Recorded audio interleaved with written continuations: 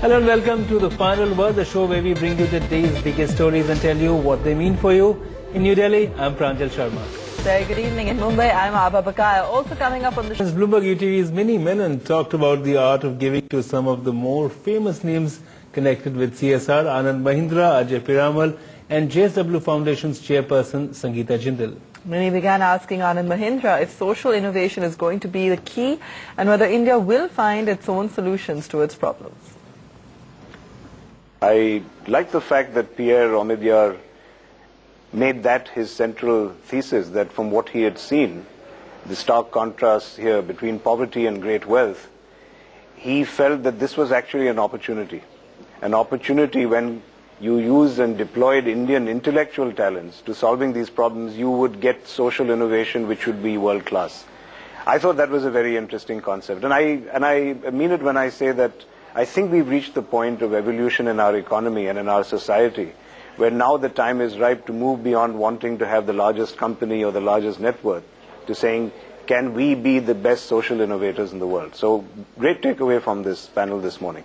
Mr. Piramal, on the ground in India, are the solutions largely very, very India-oriented? I mean, can you impose other solutions in the kind of, complex society, in the complex structures of India? So in Pratham, which is the largest NGO in India and which I'm associated with, we did a survey to assess the status of education in India. It's called ASAR and it's released every year. And we found that kids who were in the 5th standard could actually read only up to as if they were in the 2nd, so they were pushed up. And therefore then we created innovation and created a program which is called Read India program, which is, we created the whole syllabus and the methodology, and then within 6 weeks we could see that the reading abilities had gone up significantly. And this was then again measured the next year and the results were there for everybody to see. Another example I'll give you that in India, lots of people all over in rural India, as well as in actually big cities, have lots of issues on health and they want answers. They don't have access to, let's say, the net, or they don't have very often easy access to doctors. And therefore in HMRI, which is again an NGO that is run by us, we created a call center which is running in Hyderabad today, and where there are now 30 to 40,000 people calling every day to just get answers to some of the basic questions that they had. So again, this may not have happened in a developed country, but you can see these examples in India. In fact, a lot of people in corporate India, actually corporate India works very, very closely with rural, societies. With JSW is a classic example of that. What's the kind of work that you're doing? Then what are the learnings from that? You see, as I said, there are two types of Indias. One is we all live in these big metropolitan cities, but the reality is in the rural areas. So wherever our factories are, all over India, we try and do our bit. I mean, as we say, as Ajay says, that we are a drop. But maybe if all of us work together, maybe 10 years from now, 20 years from now, something will happen. Now, scalability. Can scalability come with isolated cases, or do you need something like two of the biggest examples of social projects that have really had a great impact are Amul and Seva, both for profit, and that's why they managed to scale up. Do we need to look at models like that? Ajay earlier in the panel talked about how government has the capacity to scale, and that's true. What I think, however, is that the government needs templates. They need template creators, people who can show them what is the right model. So the Nandi NGO, for example, in providing clean drinking water, is doing 400 villages, which is a lot of villages, but it's far lower than the number in the country.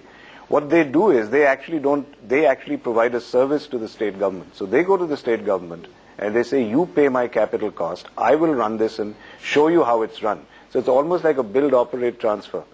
And that to me is the way the private sector and NGOs can really contribute. They can provide the templates And then you go to whoever can scale it up. If it's for-profit, businesses, But do you see not-for-profit that government. interface happening with government where they're looking and working with... Enormously. Enormously. And You I see won't that go into it if you look at Nandi and what is done, both on the midday meal as well as on water. Its entire model is that we are simply going to be service providers to the government. They don't do this directly. They get the government to come in and actually deliver and distribute and fund. And they are just providing templates and the management services.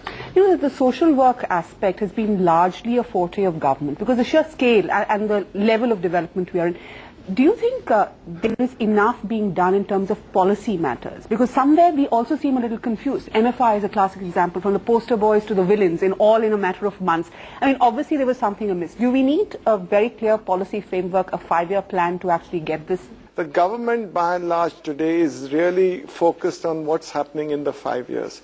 This is where we have to give suggestions where you can build for the long term. So if you're talking of health, it may not have an immediate effect, but it is going to have a long-term effect. If you're talking of really creating an institute for educating, let's say, headmasters or something, that's going to take time, and that's where corporates can play one role.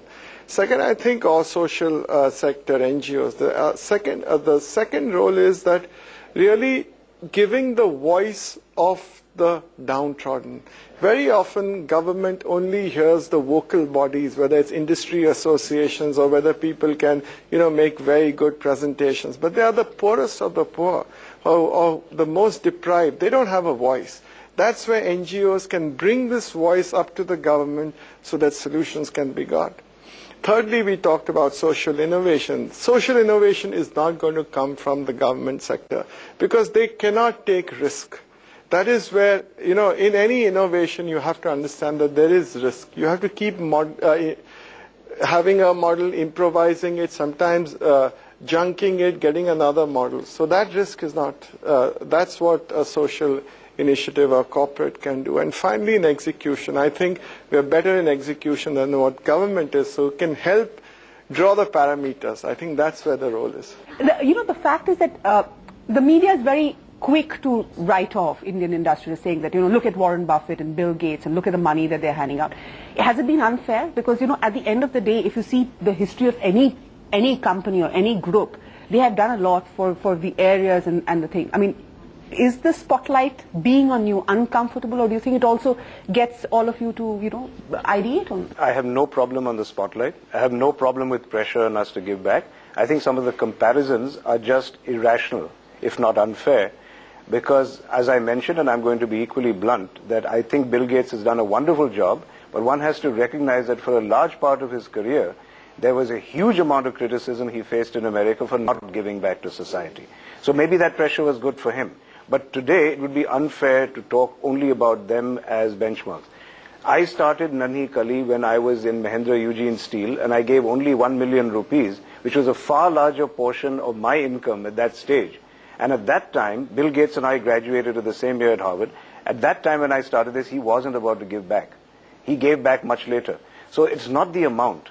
To me, what is important is, at that time, that was a large sum of money. So I think people don't do their research when they go back and make these comparisons. But pressure, fine. Keep the pressure on. Good for us. Well, you can catch that entire panel discussion on the weekend right here on Bloomberg UTV. Coming up with the Bloomberg UTV Autocar Awards, just a few days away, we bring you the top 5 small car contenders for a Car of the Year award. That's up next.